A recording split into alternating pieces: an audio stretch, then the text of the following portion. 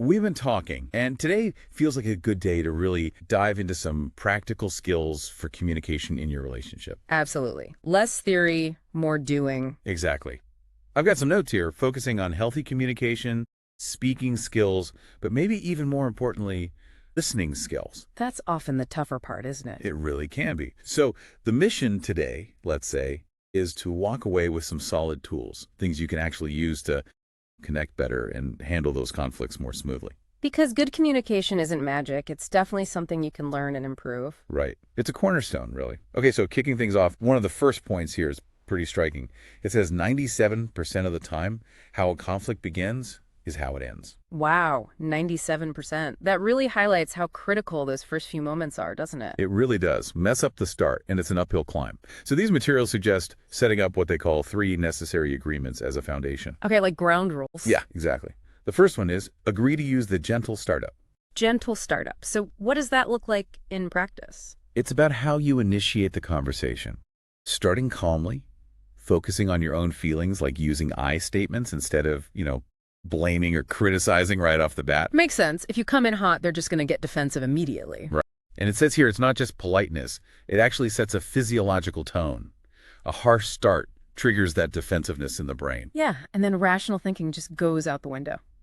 Okay, so gentle startup is number 1. What's the second agreement? The pause button. Sounds simple, but hard to press sometimes. Totally. When things start escalating, voices get loud, you're interrupting, maybe you feel your heart pounding. Yeah, that's the signal. Exactly. Agree beforehand that either of you can call a pause. Not to avoid the issue, but to stop things from getting, damaging. Good. A safety valve. And the third one. This one feels really important. Agree to know it's over talk during conflicts. Oof, yeah. That's crucial. Using threats, even veiled ones, about the relationship itself. Just erodes that fundamental security, doesn't it? So keeping the commitment clear, even when you're disagreeing. Absolutely. It creates a safe space to actually have the conflict without fearing the relationship itself is on the line. So these 3 things, gentle startup, timeouts, know it's over talk, you could actually sit down with your partner before a fight and agree on them. Precisely. It's like building that safety net proactively. Okay, so that handles the entry and the heat management. What about the actual back and forth? Right. The materials then outline specific speaking and listening skills. Okay. So it breaks down into speaker skills. Then something called tactical listening skills. Tactical listening. Sounds intense. Yeah, we'll get into that. Then listener do's and don'ts, what to actually say as a listener, and even some practice ideas. Structured approach. I like that. It feels like communication is often more about the listening, wouldn't you say? I think so. And that's where this tactical listening comes in. It's described as like a very focused, intentional way of hearing your partner. Not just passive hearing, but really engaging, like a strategy. Yeah, a strategy for understanding. Yeah. So how do we prepare for that? It sounds like it takes effort. It does. Mainly a mental shift. First step. Consciously shift the focus off yourself. Okay, stop thinking about my rebuttal. Exactly. And postpone your own agenda for a bit. It's not about being right or wrong at this stage. What is it about then? It's about being genuinely interested, like really curious about their world. Interested, not necessarily agreeing. Precisely. Tune into their world. Try to hear the emotion under the words, even if the facts seem off to you. Okay, hear the feeling. And really try to see it from their perspective. Put yourself in their shoes just for a moment. That takes empathy. Stepping out of my own viewpoint. It does. And there's a powerful idea linked to this. Every conflict is an expression of a dream, hope, wish, or request. Say more about that. Instead of just seeing anger or frustration, look deeper. What's the unmet need? What are they really longing for? Often what they say isn't the core thing. Like someone asking for help might just need to feel heard first. Exactly. Understanding that underlying current can change everything. Okay, that's a great reframe. Yeah. So, mind prepared. Now, the pitfalls. What are the big don'ts when we're trying this tactical listening? Right. The things to actively avoid. Top of the list, don't interrupt. Obvious, but hard. Okay. Don't be critical or judgmental. Again, seems basic, but easy to slip into. Definitely. And crucially, don't get defensive. Resist that urge. Also, avoid put-downs or any sense of superiority. Okay, keep the ego in check. What else? Don't jump to conclusions. Stick to observations instead of, you're attacking me, maybe your voice sounds raised. Focus on the observable behavior. Got it. And a big one, Don't give advice unless you truly understand and you're asked. The fixer instinct. That's tough. We want to solve it. So true. But often people just need the space to be heard first, which leads to this key question the materials pose. Which is? Ask yourself, does my partner want to be heard, helped, or hugged? Heard, helped, or hugged. That's a fantastic filter. Pause and figure that out before jumping in. Exactly. It guides your entire response. Okay, so we know what not to do. Let's flip it. What are the do's for tactical listening? The do's are about active engagement. Number 1, ask open-ended questions. Or what and how questions. Yes. Avoid why questions. They can sound accusatory. Think questions that can't just get a yes-no answer. Like, what's going on for you right now, instead of, why are you mad? The idea is they open up space, maybe even open the heart, as the notes say. Okay, ask open-ended questions. Then what? Then you have to really listen to the answers. Don't just wait for your turn to talk. Actually absorb it. Yes, and follow up on what you hear. Show curiosity. Maintain attention. Eye contact helps here. Be present. And communicate understanding and empathy, non-verbally too. Nodding, leaning in. And there's a reminder here about something simple but maybe easily forgotten. Breathe. And breathe again. Self-soothe. Listening to difficult things is taxing. Stay calm. Stay grounded. And the ultimate point of all this. The only goal is to understand. That's it. Not to agree, not to win, just to understand. Okay, that's the mission of the listener. Now let's get really practical. What can I actually say? Good question. The materials give great examples. Let's start with using those open-ended questions. Okay. Instead of guessing, try. Can you tell me more about what's been on your mind lately? Or maybe, what are your thoughts on how we manage our finances? Or even, what part of this situation got to you the most? Exactly. They invite sharing.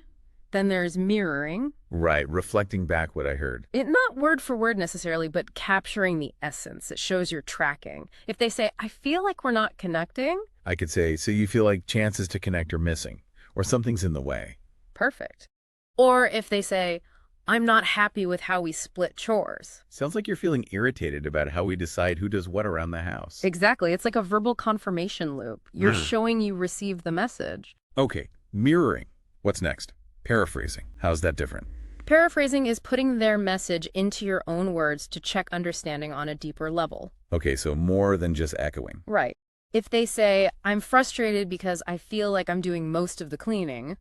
I might paraphrase. So you're feeling overwhelmed with house stuff and feel I'm not pulling my weight. Yes. Or if they say, I think we don't spend enough quality time together. So you're saying you want us to have more focused one-on-one time to feel closer. Precisely. It confirms you've grasped the meaning, not just the words. That feels really solid. Then there's emotional mirroring.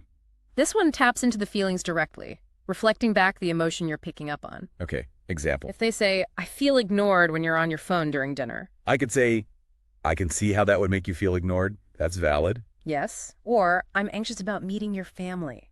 Sounds like meeting my parents is stressful for you. Exactly. And the notes add a bonus points suggestion here. Which is? Offering support. Like, I know it's stressful, let's make a plan so I can support you. Ah, nice. That adds empathy and collaboration. Okay, what about small encouragers? These are just little signals that you're still listening and engaged. Like, I see, okay. Yeah, or tell me more. But the key is sincerity. Don't just drone them out. Nonverbals matter here too. Nodding, etc. Right, show I'm present without taking over. And what if I'm genuinely confused? And clarify, it's perfectly fine, just ask. How would I phrase that? Maybe. Can you help me understand what you meant by that? Or can you explain more about what you meant by feeling unappreciated today? Okay, it shows I want to understand rather than just pretending I do. And admitting mistakes, acknowledging misunderstandings. Super important. Shows humility. You could say, I think I misunderstood what you meant. Could you explain it again? Sorry, I think I got confused about the budget thing. Can you tell me more about your concern? Exactly. It repairs missteps quickly and builds trust. Okay, lots of tools for during the listening. How about wrapping up a point? Summarizing. Yes. Summarizing is key. It pulls everything together, checks your understanding one last time, and validates their experience. So something like, okay, let me see if I've got this. To summarize, you're feeling overwhelmed by your workload and you need some more help at home. Perfect. Or validating.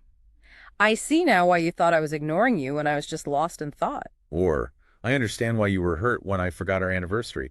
I see how important those dates are to you. Exactly. Or even owning your part. I now understand why you thought I was mad at you last night. My tone was harsher than I realized. Summarizing feels like closing the loop on understanding that particular point. And finally, under what to say, there's that reminder again. Take breaks. Remember the timeout? Right. Know when to pause. You can't stay in the listener role anymore. You're getting flooded, interrupting, heart racing. That's the cue. Break time. Absolutely. And remember, many issues take more than one conversation. That's okay. Definitely. Okay, so we've really dug into listening. Now, switching gears. Responding. When it's my turn to speak. Right. How to respond effectively. First principle, stay present. Meaning. Stay focused on this conversation. Don't drag in old stuff or go off on tangents. Keep it contained. Okay, stay on topic. And the big one for responding. Use I statements. We mentioned this for gentle startups, but it's crucial for responding too. Right.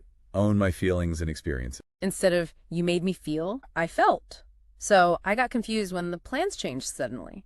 Not, you confuse me by changing the plan. Exactly. Or, I hear that you're upset and I want to understand more about your thoughts and feelings. It keeps defensiveness lower. Makes sense. What else for responding? Try to use positive language. Frame things constructively. I would say. Instead of, I can't do that. Maybe that's something I don't usually think about. I think I'll need some help or time to figure that out. Okay. Focuses on possibility rather than refusal. Or instead of, I don't know what to do, maybe, can we work together to find a way to manage our time better?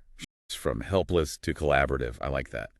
And always keeping that other question in mind. Right. Tailor the response.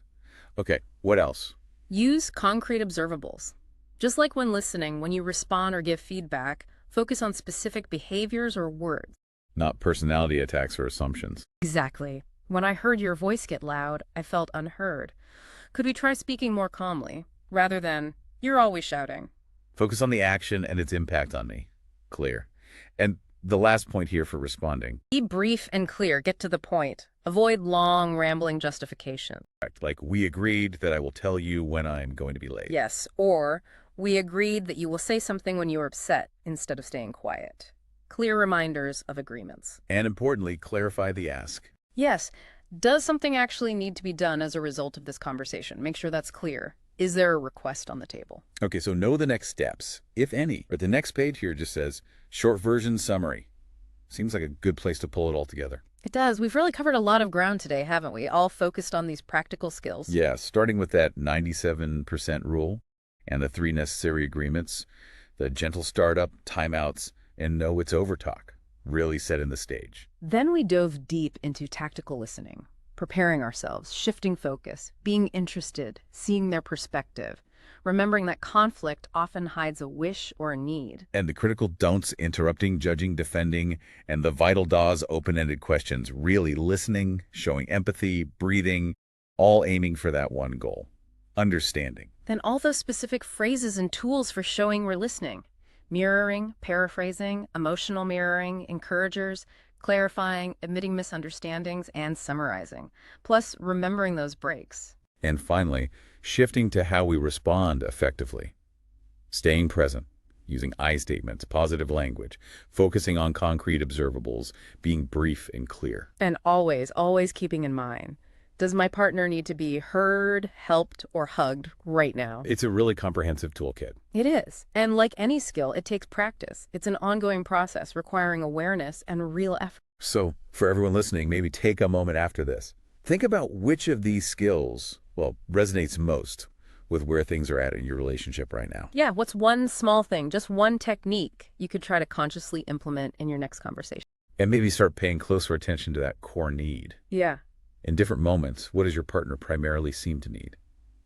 To be heard, to be helped, or just to be hugged. That awareness alone could be a game changer.